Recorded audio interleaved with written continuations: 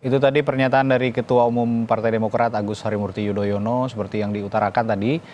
Prabowo Subianto sebagai bakal calon presiden yang juga diusung Partai Demokrat tadi pagi sebelum menjalani prosesi deklarasi nanti bersama Gibran Rakabuming dan juga mendaftar ke KPU sempat mendatangi kediaman Ketua Majelis Tinggi Partai Demokrat Susilo Bambang Yudhoyono, dan tadi juga sempat disinggung oleh Ketua Umum PBB Yusril Iza Mahendra ini sebagai bentuk penghormatan begitu sebagai sesama mantan jenderal di militer, jenderal di TNI untuk minta izin untuk meminta restu. Hari ini akan ada pendaftaran dan juga deklarasi bersama. Dan dari sikap-sikap politik tadi, dari peristiwa-peristiwa tadi, kita akan coba bahas apa maknanya bersama analis politik yang juga Direktur Eksekutif Lingkar Madani Indonesia. Di studio sudah hadir Bung Ray Rangkuti. Selamat pagi, Bung Ray. Pagi, Bung.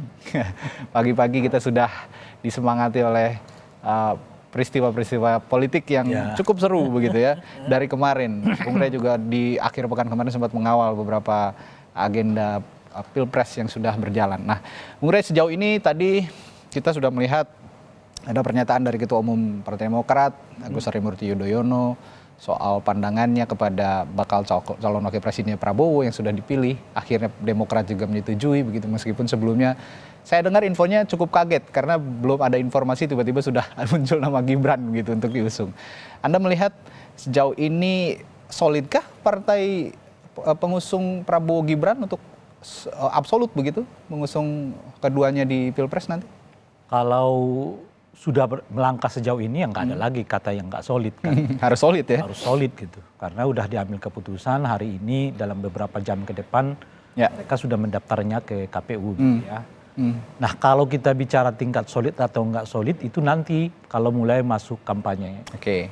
Nah, di kampanye itu nanti akan kelihatan apakah partai yang mana partai yang all out, mana partai yang sedang-sedang saja dan seterusnya itu.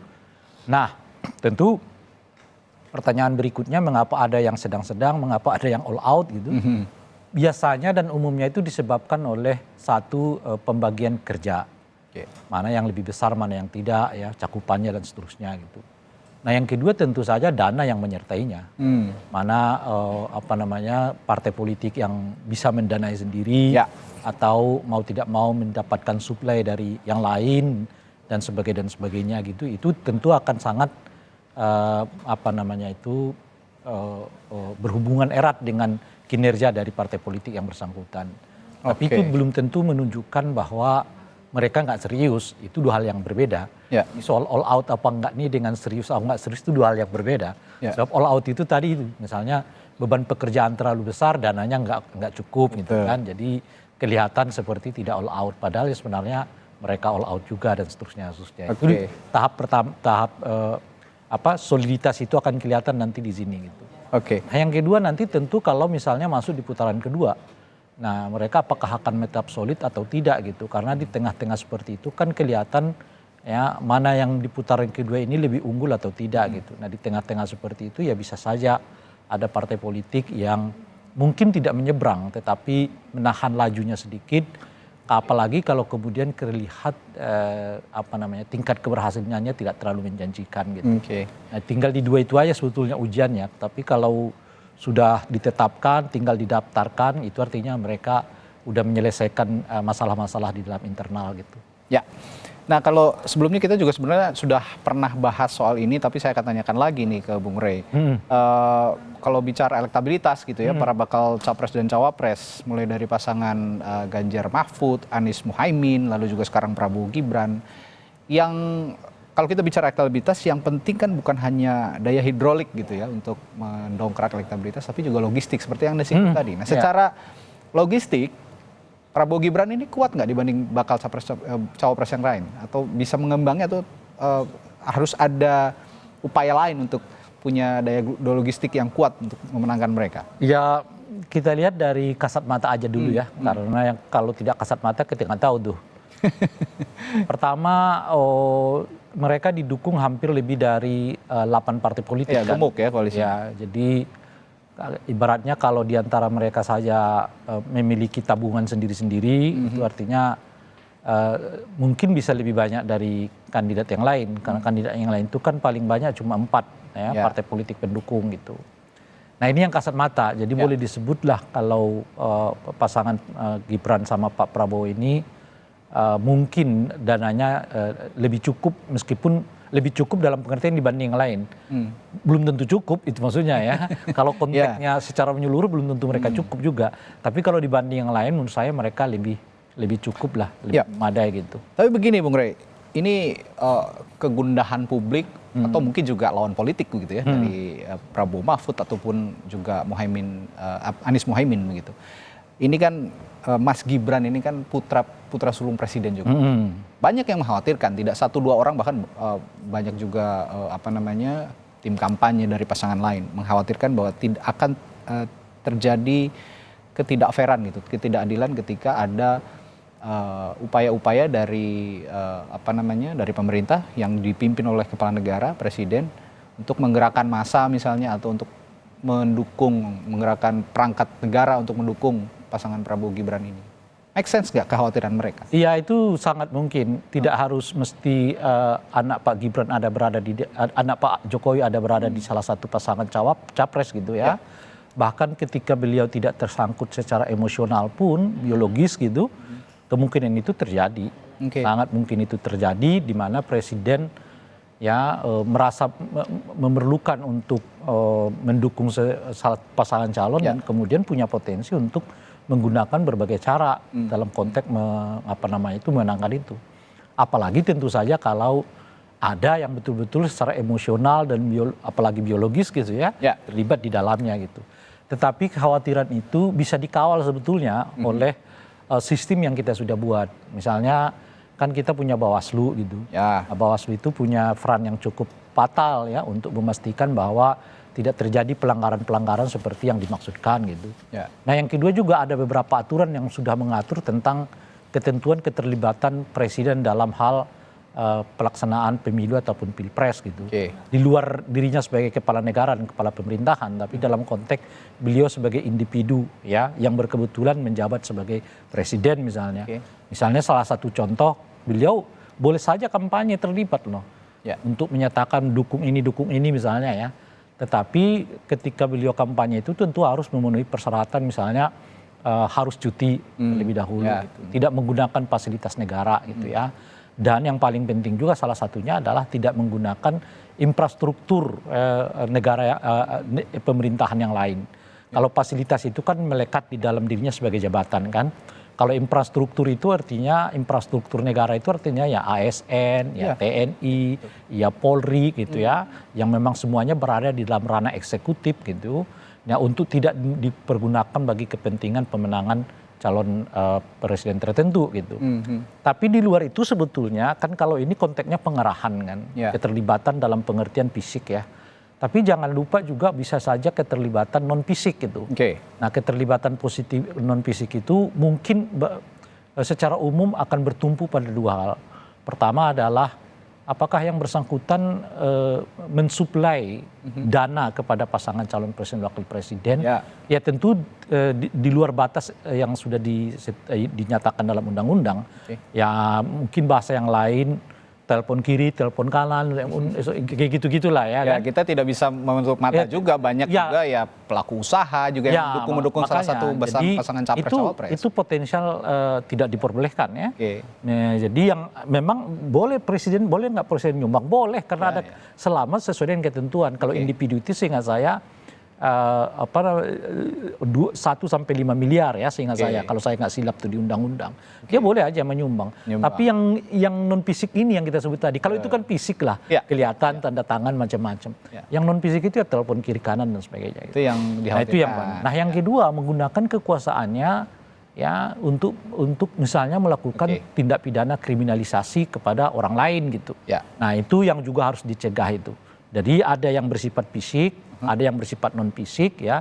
Dua-duanya tentu diharapkan bisa dikawal dan diawasi oleh Bawaslu. Ya, tentu saja juga selain itu selain Bawaslu, kita punya civil society yang sekarang semakin modern begitu. Tidak hanya kamera wartawan, tapi juga kamera handphone bahkan bisa ikut mengawasi. Betul. Dan akhirnya bisa mengirimkan memviralkan gitu ya, mengirimkan kepada media massa untuk kemudian dipublikasikan jika memang nanti ada kecurigaan-kecurigaan pelanggaran kampanye ataupun penggerakan massa yang dilarang begitu ya, menggunakan alat negara untuk menggerakkan massa untuk mendukung capres-cawapres tertentu. Dan nanti setelah jeda kita akan jeda dulu sebentar Bung Rey. Setelah jeda kami akan bahas juga soal kenapa Prabowo Gibran ini mepet sekali mendaftarkan diri di hari terakhir di tanggal 25 ini. Apa maknanya kita akan bahas sesaat lagi, tetaplah di Breaking News Kompas TV. Kembali di Breaking News Kompas TV, kita masih membahas jelang pendaftaran Prabowo Subianto dan Gibran Rakabuming Raka sebagai Capres-Cawapres di Komisi Pemilihan Umum. Dan tadi sebelum jeda saya menanyakan kepada Bung Rey sebagai analis politik dari Lingkar Madani Indonesia. Bung Rey, Prabowo Gibran di hari terakhir tanggal 25 Oktober 2023 mendaftarkan diri. Padahal sebelum-sebelumnya kan cukup banyak waktu ya, dari tanggal 19 sampai tanggal 25 itu kan lebih dari 5 hari gitu. Ini karena tarik-menarik nama Gibran juga sebagai bakal cawapres, kemungkinan sampai di hari terakhir baru mereka mendaftarkan diri. Tapi ada makna lain nggak selain itu, analisis Anda? Kenapa begitu mepet begitu Prabowo Subianto dan Gibran ini mendaftarkan diri ke KPU sebagai capres-cawapres? Iya mepet karena memang penetapan pasangan ini baru terjadi 1 hari sebelumnya kan gitu. Nah pertanyaannya dengan sendirinya mepet di hari tanggal di Rabu ini. Saya kenapa tidak memberanikan diri sebelum-sebelumnya udah Gibran aja gitu? Nah itu dia. Kami pertanyaannya mengapa terlalu lambat penetapan Gibran sebagai wakil presiden, calon mereka gitu. Jawaban yang tersedia menurut saya ya memang karena alot. Nggak ada yang lain ini. Karena kalau sekiranya sejak dari awal mereka merasa bahwa Gibran adalah pasangan calon wakil presiden, begitu MK ketuk ya selesai kan, langsung deklarasi dan sebagainya gitu ya. Tapi kenyataannya tidak, butuh setidaknya 3 hari setelah putusan MK itu baru ada kata sepakat untuk menyatakan bahwa. Ditambah reaksi publik terhadap putusan MK itu juga negatif. Jadi mungkin juga karena itu salah satu faktor. Jadi kan kalau kita lihat jedanya itu begitu MK membuat putusan itu 2 hari kan agak negatif nih. Ya ininya respon publiknya gitu. Nah di tengah 2 hari itulah nama Erick Thohir naik gitu. Dan seperti kita ketahui Erick Thohir sempat mengurus SKCK lah apalah dan sebagainya ya kan. Tapi hari ketiga kelihatan setelah mulai agak melandai gitu ya. Lalu nama Erick Thohir mulai kembali turun, naik lagi Gibran gitu. Jadi boleh jadi salah satu sebabnya itu karena mengantisipasi sikap negatif publik kalau tiba-tiba buru-buru diumumkan gitu. Nah, oleh karena itu sebelum diumumkan naikkan dulu isu yang lain. Isu yang lain itu adalah soal kemungkinan Erick dilamar sebagai calon wakil presiden dengan itu tadi kan ada SKCK lah, inilah, itulah dan sebagainya gitu.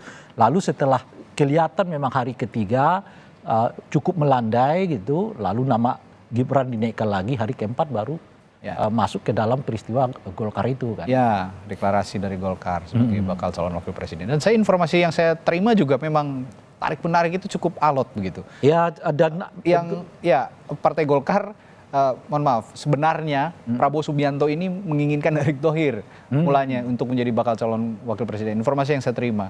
Tapi Partai Golkar tidak menginginkan hal itu. Dan inginnya Gibran yang maju. Dan sempat juga saking alotnya muncul nama Hovifah di tengah, Bang. Hovifah Indar Parawansa. Sudahlah, daripada ribut-ribut begitu mungkin ya mereka ini, kita munculkan nama yang moderat begitu. Karena Hovifah kan diusung oleh Demokrat. Ya begitu. Dan memang secara elektabilitas juga cukup baik ya. Jadi kan ada 3 nama ini kan diuji ya. Dilihat dalam survei gitu. Kenyataannya memang Erick Thohir lumayan lebih baik dibandingkan 2 kandidat yang lain gitu ya. Tinggi begitu elektabilitas. Makanya sering saya kalau menyebutkannya begini, ada 4 varian yang menjadi dasar bagi penilaian apakah seseorang itu diangkat sebagai calon wakil presiden atau calon presiden gitu. Pertama tentu elektabilitas gitu. Nah, itu yang utama menurut saya. Nah, yang kedua adalah soal isi tas. Jadi jangan membebani. Itu tadi logistik ya, kan? Logistik gitu. Nah, yang ketiga punya keterkaitan lah atau asosiasi dengan salah satu organisasi seperti NU atau Muhammadiyah gitu ya. Nah, yang ketiga bagian dari elit partai politik. Nah, tapi ada varian yang 5 yang sifatnya tentatif, situasional, namanya keterlibatan Pak Jokowi. Nah di konteks itulah menurut saya Gibran jauh lebih unggul dibandingkan yang lain. Jadi menurut Anda dalam bahasa yang lain, keterlibatan Gibran ini, masuknya Gibran ini, keterlibatan Pak Jokowi dalam kontestasi Pilpres, ya kita tidak bisa, meskipun beliau membantah begitu ya, tidak terlibat langsung, tapi ya anaknya yang menjadi bakal cawapres ya pasti mau nggak mau kan tetap disokong lah begitu. Dan restu itu memang kemudian belakangan muncul dari Jokowi. Jadi menurut Anda ya karena kalau kita buat 5 varian ini kan, misalnya kalau kita melihatnya elektabilitas ya Erick Thohir. Betul. Nah, kalau ini kita melihat isitas ya Erick Thohir. Nah kan, ini yang saya tanyakan, berarti artinya keterlibatan Jokowi ini lebih powerful begitu, lebih kuat daripada isi tas. Ya, daripada sekedar isi tas gitu ya. Tentu ada, kalau kita dengar penjelasan dari Koalisi Indonesia Maju ini disebabkan juga Gibran dianggap titik temu kan dari beberapa alternatif calon wakil presiden yang sama-sama diusungkan gitu. Jadi mungkin 2 varian itulah. Pertama adalah unsur Pak Jokowi di dalamnya. Nah, yang kedua berkebetulan juga figur yang diusung ini tidak mendapat respon negatif dari yang lain gitu. Jadi nggak ada yang menolak, meskipun mereka punya calon sendiri-sendiri gitu. Jadi menolaknya itu karena mereka punya calon, bukan karena Gibrannya, kira-kira gitu loh, Pak.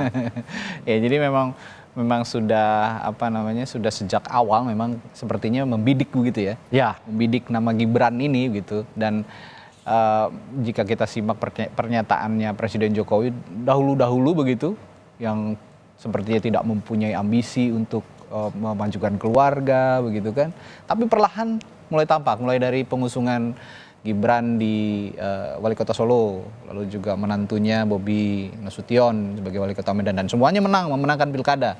Dari situ publik sudah mulai melihat bahwa sepertinya ambisi politik keluarga Pak Jokowi ini mulai muncul gitu, meskipun sebelumnya awal-awal anak-anaknya hanya berdagang kuliner gitu. Tapi perlahan mulai muncul. Terakhir sebelum Gibran dideklarasikan juga ada Kaesang yang menjadi ketua umum Partai Solidaritas Indonesia yang hari ini juga tadi malam mendukung tadi malam juga ikut mendukung deklarasi untuk mendukung Prabowo dan kakaknya gitu ya, sang ketua umum PSI mendukung kakaknya Gibran Rakabuming Raka sebagai bakal cawapres. Dan tadi sepertinya ada pergerakan di kediaman Prabowo Subianto di Jalan Kertanegara. Satu lagi mobil masuk, mobil yang cukup mewah begitu ya. Saya menduga ada salah satu ketua umum partai politik juga yang masuk ke sana, atau mungkin bahkan Prabowo Subianto yang masuk dalam kediamannya setelah tadi sempat sowan gitu ke kediaman Susilo Bambang Yudhoyono sebagai Ketua Majelis Tinggi Partai Demokrat di Cikeas, Bogor, Jawa Barat. Kita bagi 3 visual di layar kaca Anda ini, saudara. Yang paling kiri ini adalah Indonesia Arena, sudah beberapa kader, simpatisan, lalu juga relawan yang mendukung Prabowo Gibran sudah menghadiri, bahkan sudah hampir penuh Indonesia Arena kalau kita lihat dari layar kaca. Sementara yang di kanan atas ini adalah kediaman Prabowo Subianto di Jalan Kertanegara Jakarta, yang memang menjadi titik awal keberangkatan dari Prabowo Subianto dan Gibran Rakabuming untuk menuju ke KPU untuk mendaftarkan diri sebagai capres-cawapres. Namun sebelumnya akan menuju ke Indonesia Arena terlebih dahulu, menyapa relawan, simpatisan, kader partai politik pengusung dan juga masyarakat yang mendukung begitu ya pasangan calon ini. Dan selanjutnya akan ke Taman Suropati. Nah, dari sana nanti Taman Suropati akan ada pagelaran budaya. Untuk kemudian Prabowo Gibran informasinya akan berjalan kaki menuju gedung Komisi Pemilihan Umum untuk mendaftarkan diri sebagai pasangan capres-cawapres. Ya, kita akan ngobrol-ngobrol lagi sama Bung Rey. Tadi mulai dari elektabilitas, isi tas gitu ya, Bung Rey. Ini menarik kita simak. Tapi jika melihat, kita akan melipir sedikit ke pasangan calon yang lain, pasangan Ganjar Mahfud dan juga Anies Muhaimin. Secara isi tas, elektabilitas bisa mengimbangi Prabowo Gibran yang kemungkinan kekuatannya di atas isi tas kalau analisis Anda tadi. Kalau elektabilitas kan sejauh ini kita lihat di survei kan Prabowo masih lebih unggul dibandingkan 2 yang lain kan. Tapi kalau isi tas saya nggak tahu. Iya. Karena susah sekali tuh mengetahui budget dari setiap calon presiden wakil presiden ini. Ini salah satu problem dalam pemilu kita. Oke. Karena kita nggak punya akses yang cukup untuk mengetahui besaran dana yang mereka dapatkan dan kemudian dipergunakan dalam pelaksanaan pemilu. Tapi kan nanti juga akan ada laporan dana kampanye. Itu yang terkait dengan penggunaan masa kampanye. Masa kampanye kayak begini-begini kan kita nggak tahu. Di luar ini mana, ya. iya. Ada dukungan relawan seperti ini yang kita saksikan di Indonesia Arena. Ini sudah mulai sebenarnya isi tas ini digunakan. Iya, tentu saja. Dari mana misalnya biaya yang seperti ini gitu. Tapi begini Bung Rey, ngomong-ngomong soal isi tas, konotasi publik terhadap kata isi tas atau dana kampanye begitu kan terkadang negatif gitu ya. Ini diasosiasikan untuk penggalangan dana kampanye ini untuk memberikan efek instan terhadap elektabilitas pasangan capres-cawapres. Nah, yang sehat sebenarnya untuk menggunakan isi tas itu untuk memenangkan seorang atau pasangan capres-cawapres dalam kontestasi pilpres terutama, seperti apa sih untuk penyehatan publik ya? Publik juga akan dicerahkan gitu. Pertama menurut saya sebetulnya mengurangi kegiatan-kegiatan yang bersifat pelibatan publik secara masif gitu. Nah, sayangnya ya pola itu kadang-kadang jadi andalan dari setiap katakanlah peserta pemilu gitu. Ya. Misalnya kalau dia mendaftar seperti sekarang lah ya kan, tiba-tiba dihadiri oleh ribuan massa orang mengatakan, gitu ya. Wah itu lihat tuh kita People kan power.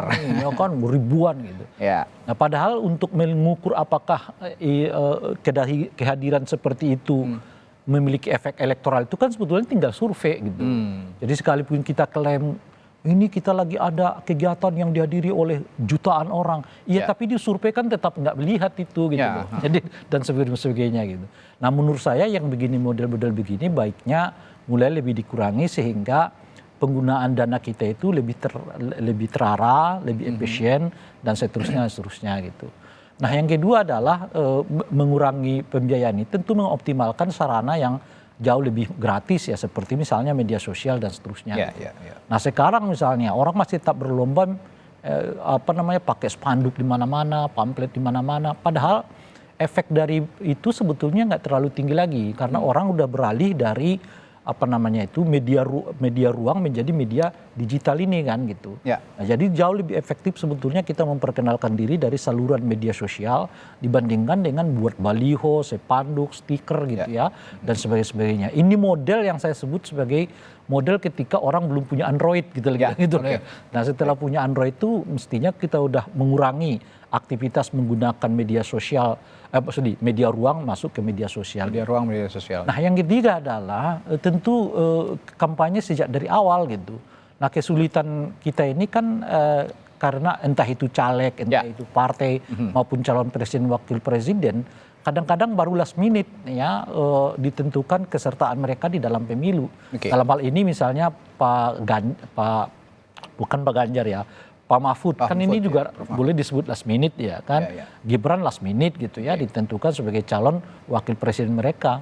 Jadi tidak kerja dari setahun 2 tahun yang lalu untuk memperkenalkan diri kepada masyarakat. Nah kalau sudah begitu mau tidak mau harus terjadi penggenjotan terhadap popularitas mereka dengan menggunakan berbagai saluran itu gitu. Termasuk isi tas itu tadi? Dengan sendirinya akan menimbulkan biaya besar. Nah biaya besar inilah yang memerlukan isi tas yang besar juga dengan sendirinya gitu.